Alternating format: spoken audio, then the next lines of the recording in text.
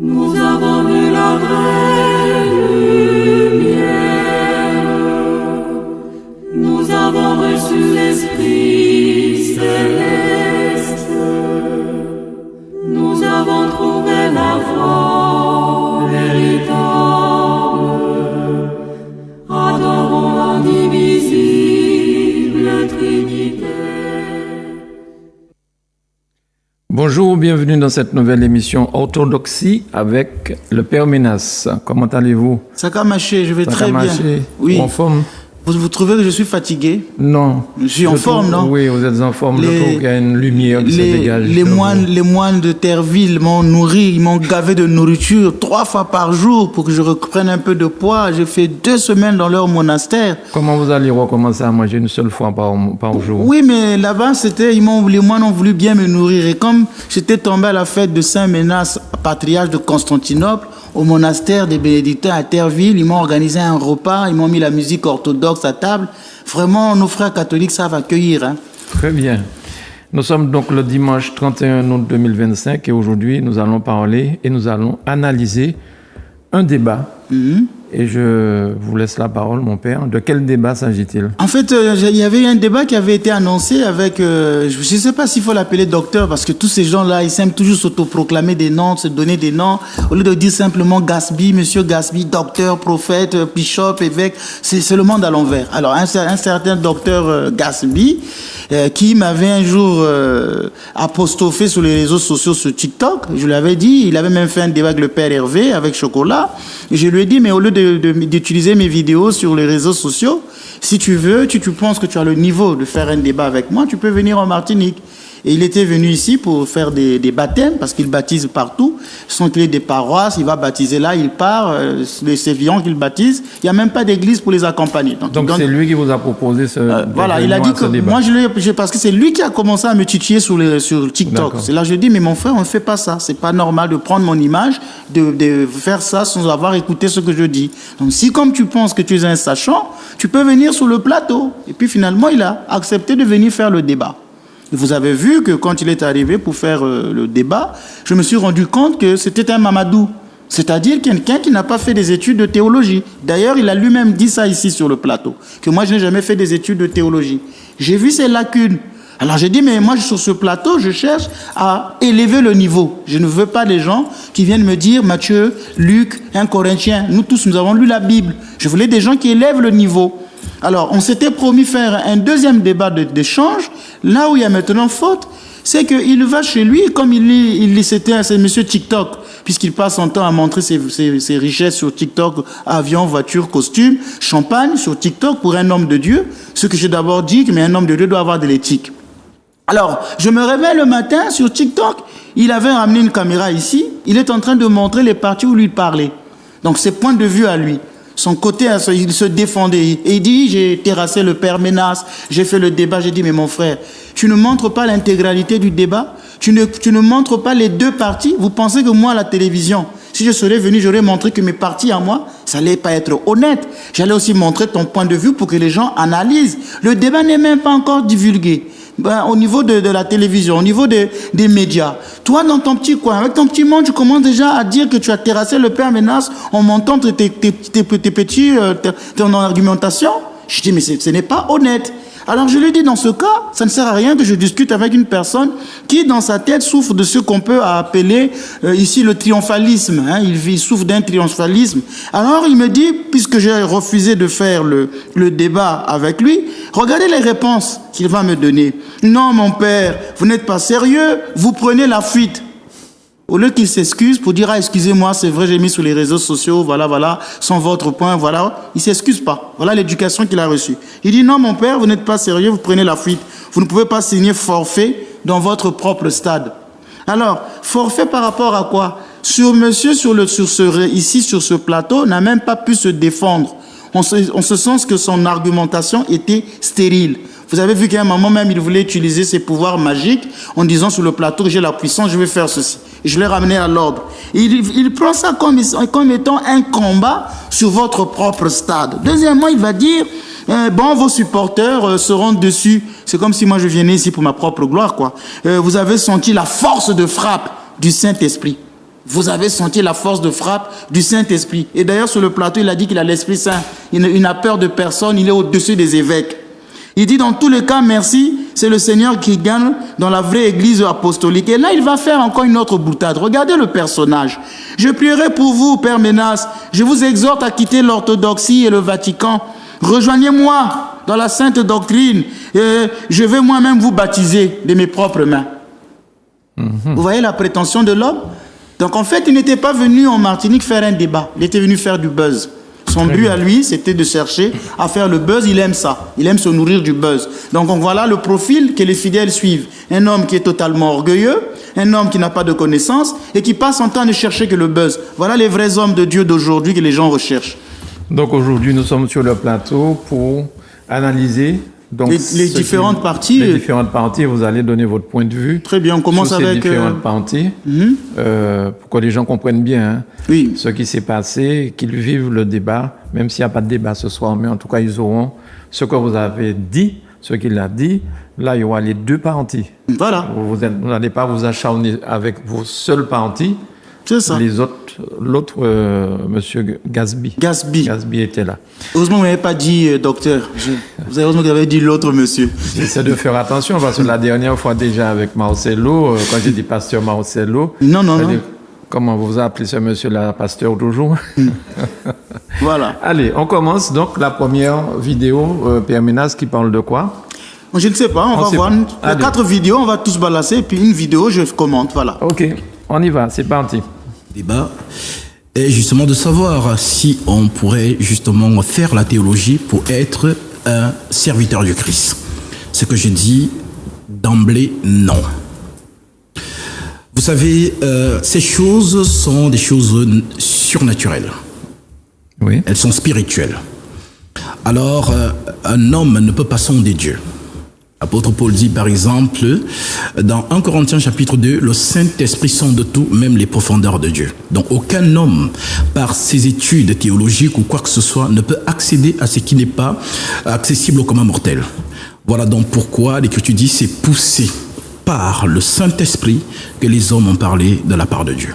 Alors je suis donc ici comme le petit frère des apôtres, un peu comme Timothée, 2 Timothée chapitre 2, versets 1 à 2, toi donc mon enfant, fortifie-toi dans la grâce qui est en Jésus-Christ, et ce que tu as entendu de moi en présence de beaucoup de témoins, confie-le à des hommes fidèles, qui soient capables de l'enseigner aussi à d'autres.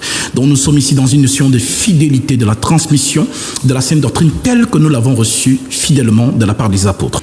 Vous avez dit 2 choses importantes. Vous dites que la théologie, seul le Saint-Esprit révèle, qui sont dans les conseils des hommes. Vous dites que c'est une science humaine. Et vous avez fait une très bonne introduction, mais malheureusement, parce que vous n'avez pas compris, vous dites que pour être serviteur du Christ, on n'a pas besoin de faire la théologie. Vous avez raison. Pour servir Dieu, on n'a pas besoin de faire la théologie. On n'a pas parlé de servir Dieu. Pour guérir les malades, on n'a pas besoin de la théologie. Pour prier, on n'a pas besoin de la théologie. Vous avez raison. Mais par contre, le débat n'est pas là. C'est pas servir Dieu. C'est pour être pasteur. Donc vous avez déjà un problème conceptuel. On vous dit, est-ce que pour conduire le peuple de Dieu, faut-il faire des études? Eh bien, je vous dis oui. Quand vous dites que ce n'est que par le Saint-Esprit, eh bien, vous vous trompez parce que vous et moi, on parle de la même chose. Vous avez une mauvaise conception du mot théologie. Apparemment, vous ne savez pas c'est quoi le mot théologie.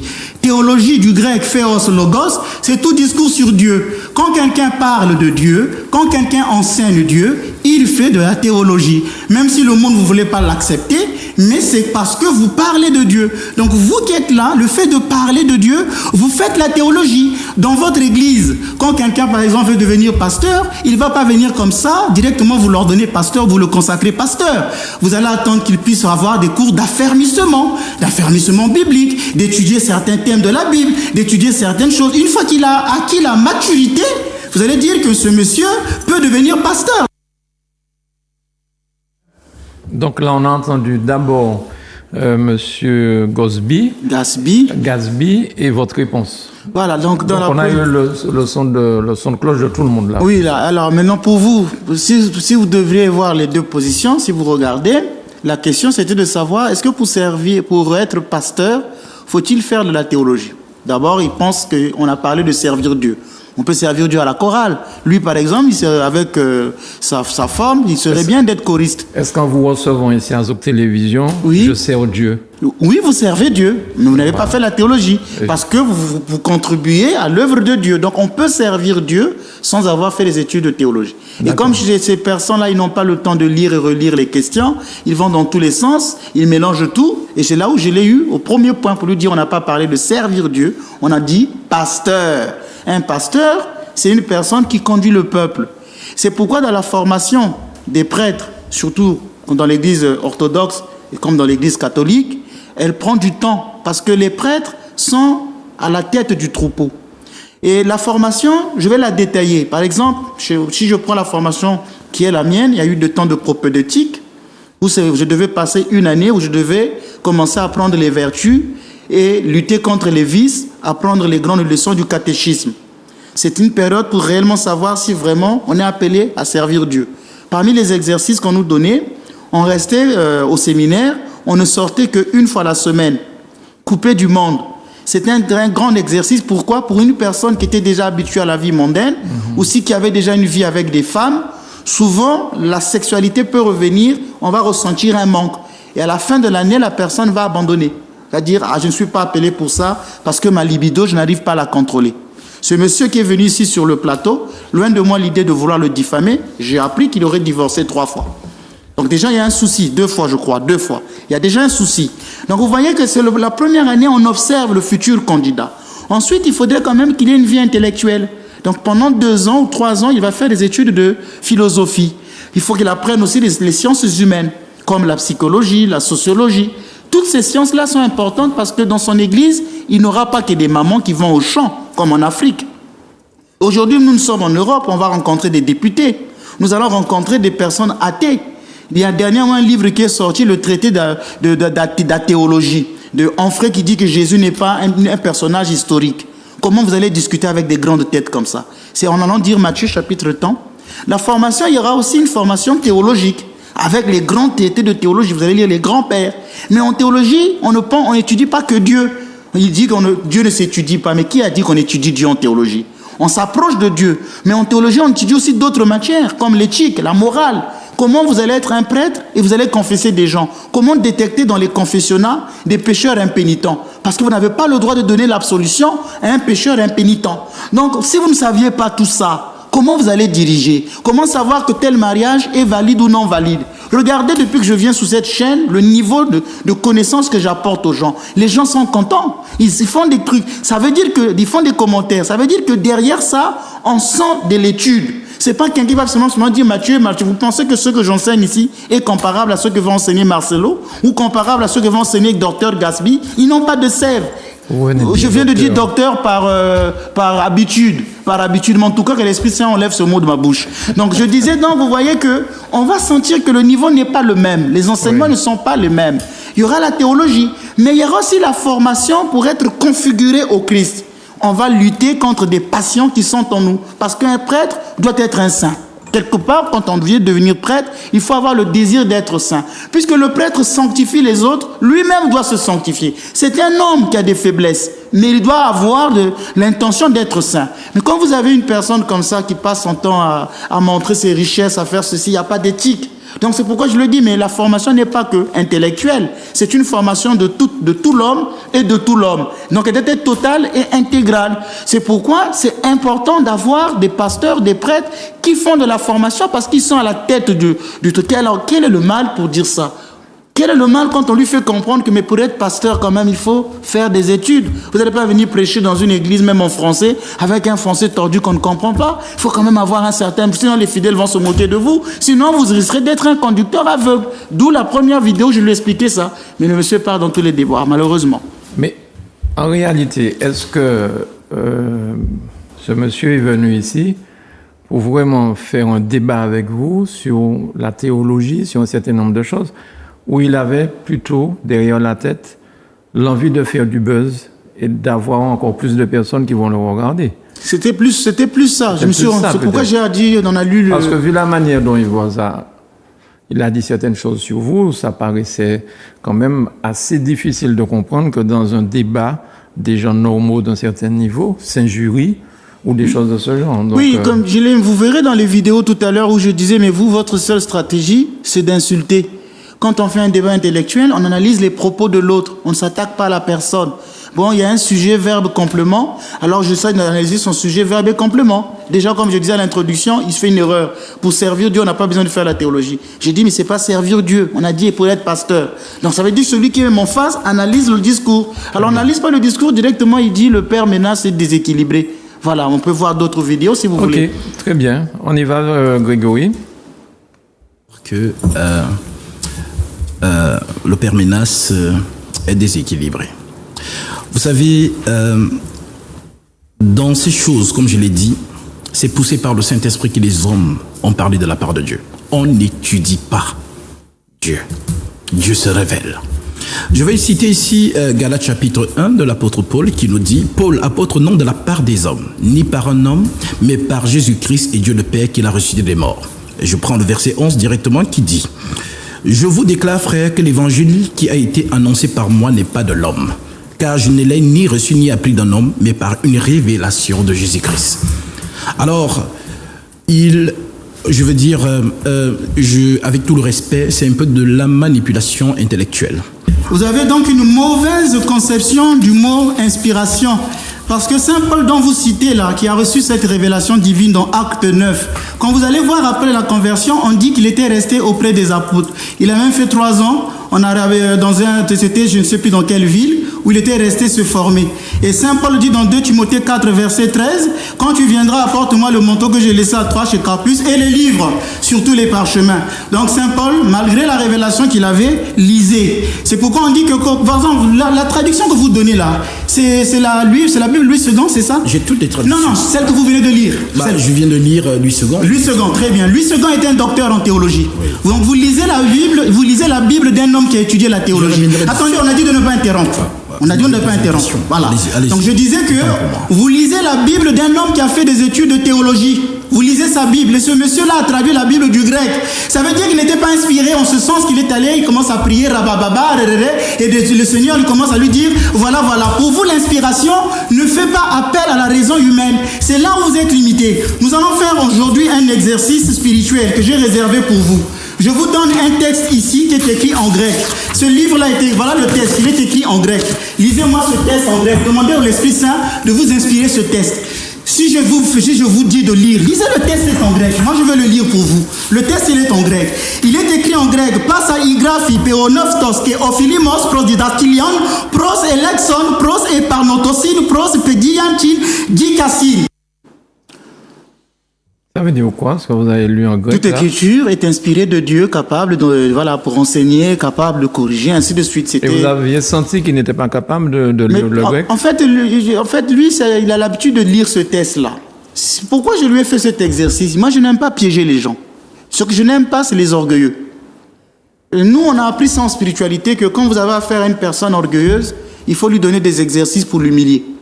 Tant que la personne est dans l'humilité, il ne faut pas le faire. Si j'avais affaire à une personne humble, en tout cas non. Mais j'ai vu son style, j'ai le Saint-Esprit. On ne peut rien me révéler. Je ne crains pas les prêtres. Je suis plus que les évêques.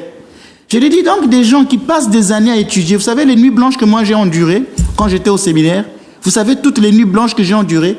Vous savez l'argent que nous avons dépensé pour acheter des livres. Quand vous voyez par exemple le vocabulaire de théologie biblique, VTB qu'on appelle ça, quand vous voyez les encyclopédies, vous passez des années à étudier le latin, à étudier le grec, à étudier l'hébreu. L'hébreu s'étudie de la droite à gauche. Vous passez des années à étudier la patrologie. Vous avez en face de vous une personne arrogante qui va en train de vous regarder de haut en vous disant vous êtes déséquilibré. J'ai le Saint-Esprit. Puisque le Saint-Esprit lui révèle tout. D'où je lui ai donné l'exercice de sa propre Bible, en lui disant, mais la Bible que tu es en train de lire là a été traduite par un théologien, docteur en théologie, qui traduit la Bible du grec en français. Donc il respecte cette Bible, il la vénère, mais il ne respecte pas l'homme qui se cache derrière cette traduction. Je n'ai pas besoin de théologie, mais c'est un contresens. Il faut se dire, ah mais les théologiens, vous faites quand même un travail admirable. Moi, je préfère m'appuyer sur des versets bibliques quand je prêche. Je n'aime pas ce qui est compliqué, ou je n'ai pas les capacités intellectuelles comme vous. Il faut être humble dans la vie. S'il avait agi comme ça, j'aurais dit, voilà un homme sérieux. Mais il vient avec condescendance dire à un théologien, tu es déséquilibré, tu n'as pas le niveau. Moi, j'ai le Saint-Esprit. Alors comme lui, il pense que le Saint-Esprit ne fait abstraction de la raison, et que je savais qu'il aime citer 2 Timothée 3,16, puisque le verset là, il le cite partout. Il a même cité ça au père Hervé. 2 Timothée 3,16, toute écriture est inspirée de Dieu. Alors moi, je m'étais dit, puisqu'il a l'habitude de citer ce verset, c'est sûr qu'il a dû le lire aussi en grec, pour savoir en grec que signifie le mot inspiration. C'est pneumatikos. Donc je me disais qu'il doit le connaître. Il allait peut-être retrouver le mot. Et j'ai mis ça en écriture grosse, 16, pour qu'il puisse bien voir avec ses sales lunettes. Permettez l'expression, ses sales lunettes. Oui, mais les lunettes, regardez les lunettes qu'il avait un peu bizarres là. Je suis à la télé, je parle un langage avec ses sales lunettes parce que ces lunettes ne lui permettaient pas de voir. En ce sens qu'elles sont sales. Parce que si elles étaient propres, il aurait vu. Donc voilà, un peu je joue pourquoi il a dit sales lunettes. Les gens vont dire, mais pourquoi il a dit pas sales lunettes? Mais parce qu'il ne pouvait pas voir. Alors je lui donne le test, mais lit. Tout en orgueil, il fait ça, voilà, il n'arrive plus à lire le test. J'étais obligé de lui lire le test pour lui dire, vous voyez, si l'Esprit Saint est en vous, il va éclairer les acquis. L'Esprit Saint ne se repose que sur les acquis d'une personne. Comme monsieur Louis II, il connaissait le grec, il a étudié. Quand il a commencé à traduire, Dieu l'a aidé avec l'intelligence qu'il a. D'où il y a une formule que moi j'aime employer. Quand je dis, si tu es bête, tu es bête. Donc, ce n'est pas parce que tu as reçu l'Esprit Saint que tu vas devenir mathématicien. Ce n'est pas parce que tu as reçu l'Esprit Saint que tu vas devenir, je ne sais pas, avocat. L'Esprit Saint vient sur les acquis. Si tu as étudié le grec, l'Esprit Saint viendra éclairer ce que tu as appris. Donc, c'est pourquoi je dis souvent, si tu es bête, tu es bête. Donc, celui qui était là devant nous est venu simplement faire son buzz. Eh ben, ça va? Oui, je suis calme. Mais j'ai toujours parlé comme ça, un peu agité. J'ai dit que j'ai mon style. Attendez, quand j'aurai 80 ans, je vous parlerai. Mes chers frères et sœurs, la parole de Dieu. Non, ça, c'est quand j'aurai 80 ans. Ça, c'est quand vous serez évêque. Ah non, il ne faut pas prophétiser comme ça. À l'épiscopat, j'ai jamais aimé ça. Non, c'est parce que le coup des lunettes là qui... Ah ouais, les lunettes sales là... Ah, vous avez trouvé que c'était que j'ai insulté, non, je me suis dit, comme mine de rien, vous tirez aussi, hein. Je tire, c'est ma jeunesse qui agit. C'est pourquoi on dit que la grâce n'enlève rien à la nature. Voilà. En théologie, on le dit, la grâce n'enlève rien à la nature. Bien, allez, on regarde un autre extrait. Oui, okay. Un autre, il y en a un troisième. C'est parti. Parce que vous n'avez pas fait des études. C'est pourquoi on dit que quand on est bête, on est bête. L'Esprit Saint ne vient pas illuminer une personne qui... Ce que vous faites, on appelle ça de l'illuminisme. Donc, Père Ménas, je suis désolé de vous le dire, mais vous n'avez pas le niveau de l'esprit. Vous êtes certainement un intellectuel et je vous rends le mérite, comme d'ailleurs tous les prêtres du Vatican et orthodoxes qui ont au moins minimum bac plus 30 pour être abbé. Alors, mais moi, je suis au-dessus de ça puisque j'ai la science de l'esprit. La connaissance dans les 4 dimensions, révélation, connaissance, prophétie et doctrine. Et c'est là où j'excelle par le Saint-Esprit et je glorifie le Seigneur de m'avoir donné ce don. Mon cher frère, le problème avec vous, c'est que vous aimez généraliser plutôt que de débattre sur les points précis. Est-ce que vous avez lu ça? Je vais vous dire tout à l'heure que vous aimez débattre, vous aimez généraliser plutôt que de débattre sur des points précis. Le Saint-Esprit ne vous a pas inspiré. Vous êtes en train de m'interrompre. Non, je vous renvoie à la pièce de votre monde. Monsieur le journaliste, quand vous parlez, monsieur le journaliste, Gandhi Foludi n'a pas le droit de m'interrompre. Merci beaucoup de me l'avoir depuis le départ. Je vous demande... Très bien. Allez-y. Il fallait me le dire pendant votre temps de parole. C'est déjà passé. Donc je vous ramène à l'ordre. Ce que vous avez fait avec le Père, vous ne le ferez pas ici. Donc je disais ceci, que vous avez tendance à généraliser plutôt que de débattre sur les points précis. Et même à être redondant. Et c'est pourquoi je ne suis pas venu pour vous convaincre, vous. Je suis venu parler au public qui nous suit à la télé. Les gens que vous êtes en train de tromper. C'est à eux que je suis venu parler, pas à vous. On vient de vous donner l'exemple de Saint Paul qui demande les livres, qui étaient auprès des apôtres. Ça, vous n'arrivez même pas à répondre. On vient de vous donner l'exemple des disciples qui étaient auprès du Christ. Jésus a dit, allez leur enseigner ce que je vous ai dit. Ça, vous avez dit que non, ce n'est que par le Saint-Esprit. Je vous donne un exercice, vous êtes incapable de dépendre de l'Esprit. La seule chose que vous avez sur ce plateau, c'est de m'insulter. Il n'a pas le niveau, il est déséquilibré. Et vous êtes là à citer les textes de la Bible sans en comprendre le contexte. Vous savez, vous avez cité Actes, vous avez cité Corinthiens, tout ça. Je vais vous poser une petite question, mais je sais que je vais perdre mon temps à vous la poser, parce que vous ne savez pas. Le premier livre du Nouveau Testament, c'est pas l'évangile de Matthieu, c'était l'épître de Thessaloniciens. C'était écrit en l'an 49. J'ai senti que vous étiez énervé quelque peu quand même. Hein? Je n'aime pas l'insolence. Je disais que je n'aime pas l'orgueil. Je vous dis que si avec moi, tant que vous êtes humble, je vous traiterai avec humilité. Je vais vous raconter une petite histoire. Quelqu'un m'avait dit, mais père, vous êtes méprisant. Je le dis à la télé. naturellement. Je n'ai pas de diplomatie de langage. En tout cas, j'ai fait beaucoup d'études, sauf la diplomatie du langage. C'est pourquoi j'ai des secrétaires à la paroisse qui travaillent, parce que je ne sais pas communiquer. Il y avait une fois, j'ai rencontré une jeune femme en chemin. Je croyais vraiment la connaître. Je l'ai appelée. Mademoiselle, s'il vous plaît. Mademoiselle, s'il vous plaît. La dame se retourne, elle me dit, dégage, je ne vous connais pas. J'ai dit, ah oui, effectivement, vous avez raison, parce que la femme que je vous ai confondue était plus belle et plus intelligente. Vous aviez votre robe quand vous l'avez interpellée? Non, j'étais en civil à l'époque, j'étais encore étudiant, mais je croyais la connaître. Okay. J'ai dit à la dame, mademoiselle, s'il vous plaît. Elle se retourne, elle me dit, je ne vous connais pas, dégage. Et j'ai dit à la dame, effectivement, vous avez raison, que vous ne me connaissez pas. La femme à laquelle je vous ai confondu était beaucoup plus belle et beaucoup plus intelligente. Donc, ça veut dire que quand vous avez en face de vous quelqu'un qui fait de l'orgueil, il faut le traiter avec orgueil. Quand vous avez en face de vous quelqu'un qui est doux, il faut le traiter avec douceur. C'est ça, moi, c'est ma règle de vie. Ou bien, soit je garde le silence et je m'en vais, ou soit je vous traite à votre niveau. Je l'ai traité au niveau où il est. Il croit être une personne importante. Il n'a cessé de dire, j'ai le Saint-Esprit. Il n'a cessé de dire, je suis plus que les évêques. Quand je lui ai dit, mais monsieur, en Afrique, les gens souffrent. Vous postez des vidéos où on vous ouvre des portières, où vous prenez du champagne avec des costumes. Vous ne pensez pas que vous donnez une mauvaise image. Parce que je dis ça, il est africain comme moi. Vous donnez une mauvaise image d'un homme de Dieu. Regardez ce qu'il m'a répondu. Mais le pape, donc il se compare au pape. Le pape, lui-même, on lui fait ça. Donc lui, il est devenu pape. Et il vous a dit que bientôt, il aura son jet. Ou même une fois sur TikTok, il dit carrément, si quelqu'un veut faire un débat avec moi, n'importe où, je prends tout de suite mon jet et je vais vers lui.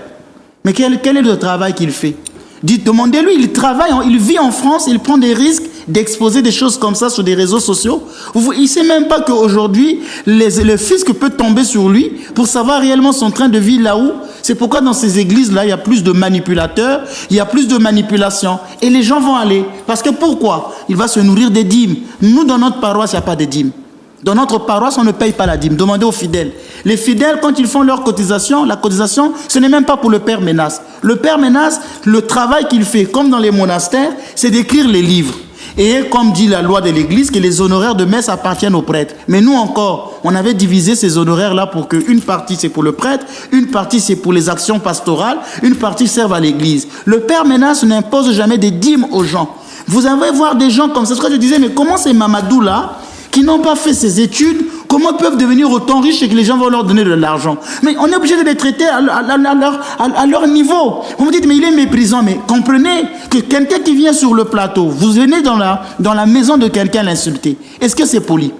Ici, le plateau Zouk TV Orthodoxie, c'est quand même l'émission du Père Ménas. Il y a des règles de courtoisie. C'est ce que je vous fais comprendre. Quand on dit, mais le Père est un peu chaud. Mais non, le Père est vrai. On ne va pas dans la maison de quelqu'un insulter le propriétaire de la maison. Je me rappelle que j'avais vu quelque chose à la télévision. C'est une pièce théâtrale. Il y a un pasteur qui voulait manger. Il avait reçu quelqu'un dans sa maison. Et le pasteur dit, Seigneur, bénis la tilapia. Et l'autre à côté lui dit, non, pasteur, c'est pas la tilapia, c'est le tilipia. Et le pasteur lui dit, donc toi, tu viens dans la maison des gens, moi qui te donne à manger, tu viens me corriger? Et il dit, je lui retire l'assiette. Ça faisait rire, mais il y a du vrai quelque part dans ça. Ce que je dis, mais vous venez dans la maison de quelqu'un, il y a des règles de courtoisie. Vous venez dans l'émission d'un prêtre qui vous invite. Mais vous commencez sur son émission de l'insulter. Vous n'avez pas de niveau. Moi, je suis. Mais moi, si on m'avait invité, je ne sais pas, quelque part, la règle de courtoisie m'obligerait de respecter celui qui m'a invité. C'est pour dire qu'il n'est pas éduqué. C'est pourquoi je vous disais, mais comment vous pouvez suivre des pasteurs comme ça? Quelle est leur éthique? Quand on n'a pas d'éducation, d'où je l'ai traité à sa juste valeur pour dire que, monsieur, vous n'avez pas le niveau, je ne peux pas vous recevoir sur ce plateau. Prochainement, vous ne pouvez pas venir sur ce plateau, vous n'avez pas le niveau. D'ailleurs, il a reconnu que je n'ai jamais fait les études de théologie. Mais tu n'as pas fait les études de théologie, mais qu'est-ce que tu vas faire là-bas? L'orgueil. Bien. On voit un dernier extrait, il y en a combien? Il y a un quatrième ou il y a un quatrième dernier? Allez, on regarde le quatrième extrait, s'il vous plaît. Alors, nous avons eu 4 temps de parole. Le thème, c'était doit-on faire de la théologie avant de devenir pasteur? Oui. En très peu de temps, j'ai vite développé pour vraiment expliquer pourquoi on a besoin des études de théologie pour ne pas être des conducteurs aveugles. J'ai donné quelques exemples de Saint Paul et tout ça. Et malheureusement, mon interlocuteur, lui, qu'est-ce qu'il a comme technique? Sa stratégie du débat que j'avais étudiée, c'est qu'il veut toujours fâcher son interlocuteur en étant généralement insolent ou en voulant l'interrompre. C'est une stratégie qu'il a dans son débat. Par exemple, le père Ménas est déséquilibré, il prêche des choses charnelles, il ne connaît pas, il n'a pas le niveau. Voilà, il parle à une personne qui a fait 18 ans d'études sans m'enorgueillir. Est-ce que c'est pas de ma faute si vous n'avez pas été à l'école, hein? Quand vous faites vos petits... Je n'ai pas parlé voilà. de mes diplômes. Ce n'est pas de ma faute si vous n'avez pas été... Si vous m'avez demandé que vous avez quel niveau d'études. Ne m'interrompez pas. Oui, mais je suis en train de vous dire, ce n'est pas de ma faute si vous n'avez pas été à l'école.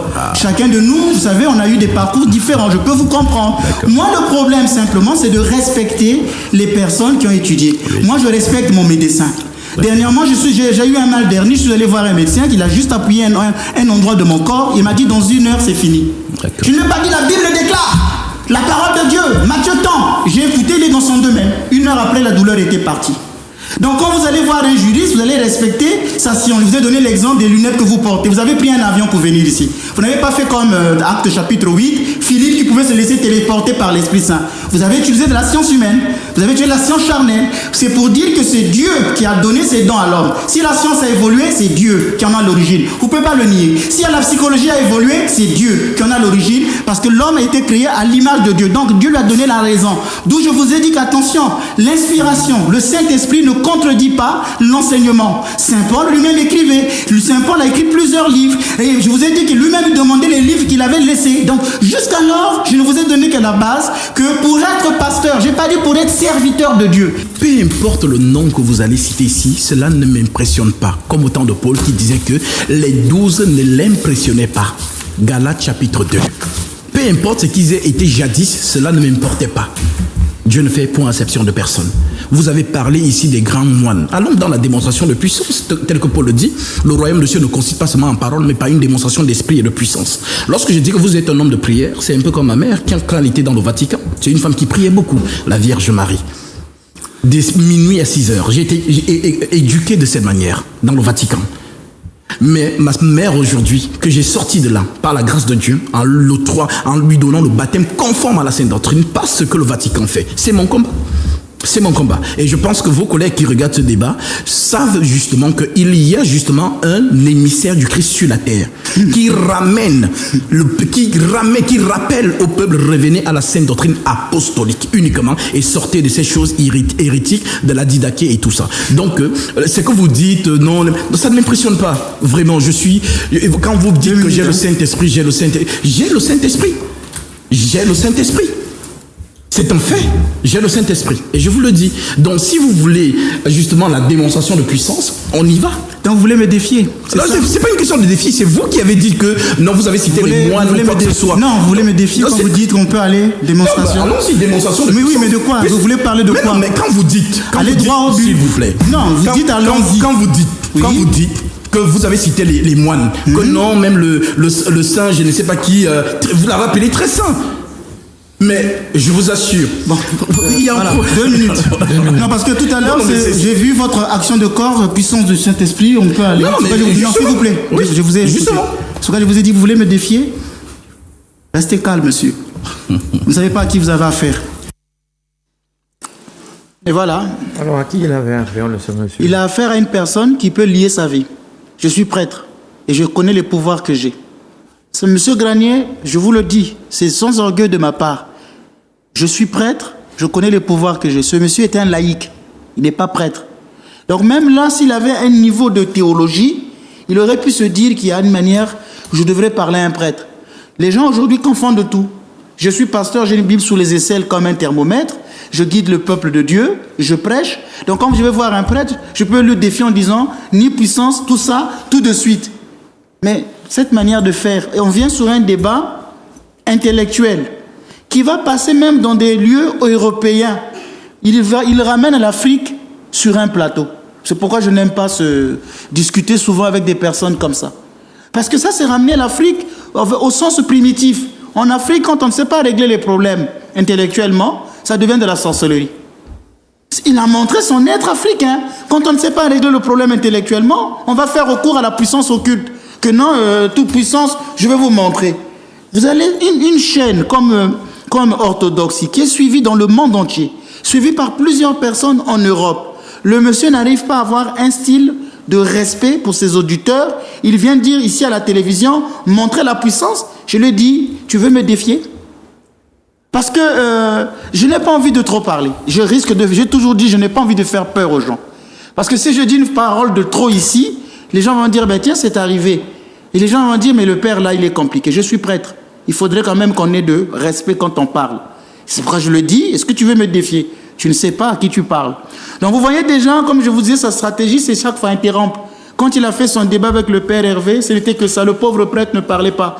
Et il a pris l'élément. Directement, il est allé sur les réseaux sociaux. J'ai parlé avec le père Hervé. Mais je dis, mais c'est normal. Le père Hervé a déjà pesé ton niveau.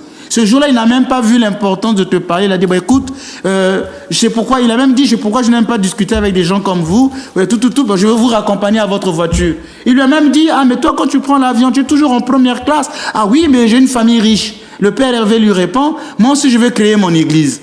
C'est une autre manière, il lui a carrément tout dit derrière les mots. Il ne comprend pas, il ne veut pas laisser être éduqué. C'est ce que je dis, mais comment les gens sont arrivés à suivre des conducteurs aveugles?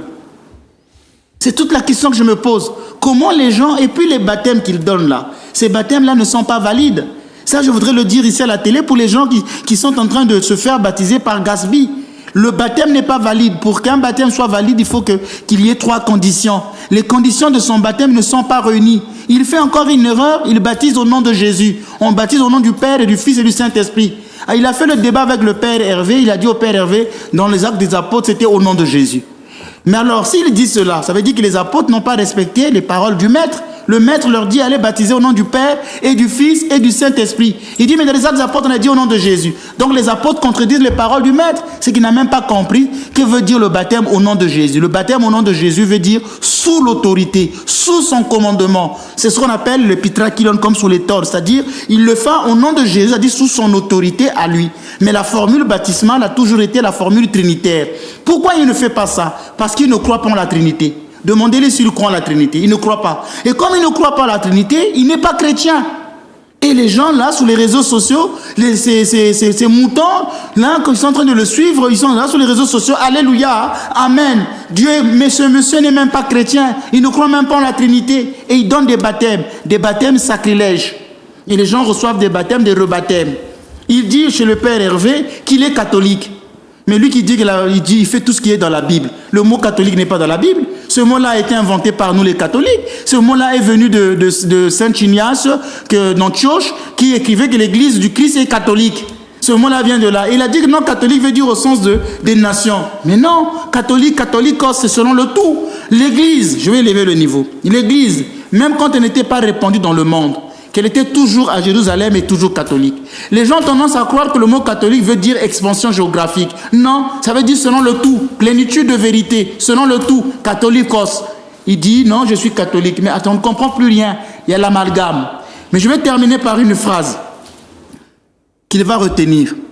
Son orgueil va bientôt le perdre. Voilà la phrase que je veux dire. Dieu résiste aux orgueilleux, il fait grâce aux humbles. L'orgueil qui l'habite, c'est le diable en personne. Et je viens de donner une parole prophétique. Puisque lui, il parle de démonstration de puissance, je lui dis à la télévision, son orgueil va bientôt le perdre. C'est la phrase, vous allez bientôt voir. Vous me direz, mais Père Menas, comment vous l'avez su? Son orgueil va bientôt le perdre. Alors dites-moi, Père Menas, est-ce que vous êtes prêt pour faire un autre débat avec quelqu'un d'autre ou bien vous refusez désormais les débats? J'ai toujours aimé les débats instructifs, les débats qui élèvent. Si c'est un prêtre catholique, vous allez voir, je ne m'énerverai jamais. Parce que je sais qu'il a une formation. Il ne viendra jamais m'insulter ici. Dernièrement, il y a un prêtre catholique qui voulait venir en Martinique faire... moi, j'appellerais ça des changes sur l'Immaculée Conception. Mais devant la dernière heure, il n'a pas pu venir. Donc, j'ouvre cette chaîne orthodoxie à des personnes qui veulent élever leur niveau. Pas à ces charlatans de la foi. Au début, je pensais peut-être qu'il avait des connaissances, mais je l'ai pesé, j'ai trouvé qu'il n'en avait pas. Donc désormais, ici, sur ce plateau, je ne pourrais plus faire passer quelqu'un si d'abord il n'y a pas eu des présélections d'écoute. On fait une écoute, d'abord on fait un pré-débat, là, à l'extérieur, et si je vois qu'il a de la jojote, on passe ici, on descend. Mais si je vois qu'il n'a rien comme ce Gatsby, en fait c'est un tonneau vide qui ne parle que pour parler, alors en ce moment-là, non, je ne pourrais plus accepter. Mais un prêtre catholique, c'est ipso facto, il n'y a pas de pré-débat. Si c'est un prêtre catholique qui veut venir partager avec moi, pas de pré-débat. Mais quand ce sont les pasteurs là, autoproclamés, même Marcelo, je lui donnerai ce qu'on appellerait un pré-débat pour que je vois s'il a le niveau. Parce que souvent, la plupart de ces sont des malades, des gens déséquilibrés mentalement. Cette recherche de la popularité, ça peut être un signe de maladie. Quand on n'a pas été assez pouponné par la maman, assez aimé, assez bercé, on va rechercher l'amour du public. Toujours là, on est forme de mégalomanie, à vouloir toujours faire le buzz. C'est un signe qui montre que cette personne est en manque d'amour, d'affectivité. Donc c'est un trouble psychologique. C'est pourquoi il faudrait toujours, même nous dans la formation des prêtres, on regarde pour voir celui qu'on va ordonner prêtre. Est-ce qu'il a un trouble affectif? Parce que s'il a un trouble affectif, c'est là où ça crée des pédophiles. Ça, je peux vous le dire aussi. S'il a un trouble affectif, ça peut créer des homosexuels. S'il a un trouble affectif, ça peut créer des gens qui sont toujours là derrière les fidèles de la paroisse à chercher de l'amour. Un prêtre doit être équilibré, comme un pasteur. Donc ces gens-là, ils souffrent de troubles affectifs pour venir dire tout et n'importe quoi sur un plateau. Voilà ce que je vais vous le dire. Et je suis pour ça virulent. Bien, merci beaucoup pour toutes ces explications, mon père. Nous sommes donc le dimanche 31 août 2025 et nous avons fait l'analyse du débat que vous avez eu avec M. Gasby. Et voilà, j'espère que la prochaine fois, vous allez avoir quelqu'un pour rehausser le niveau. C'est ça, quelqu'un qui a le niveau, pas des Mamadou. Pas des Mamadou. Ça veut dire quoi, Mamadou? Non, c'est une expression en Afrique qui est devenu quelqu'un qui n'a jamais été à l'école, quoi. Qui n'a pas été à l'école, c'est tout. Mamadou. Oui, on dit Mamadou. Ça vient souvent de cette descente des noms de l'Afrique de l'Ouest. C'est souvent péjoratif. Mais quand on dit, oh, mais celui-là, c'est un Mamadou, c'est quelqu'un qui ne sait pas lire, qui n'a pas de niveau. Très bien. C'est vraiment typiquement un mot africain. Merci beaucoup, Père Minas. Très bien. Passez une excellente semaine et on se revoit dimanche prochain, même heure, même antenne. Merci à tous ceux qui nous ont suivis. Merci à vos fidèles qui sont venus vous soutenir en force, là. Ah oui. Allez, à bientôt sur Zouk Télévision.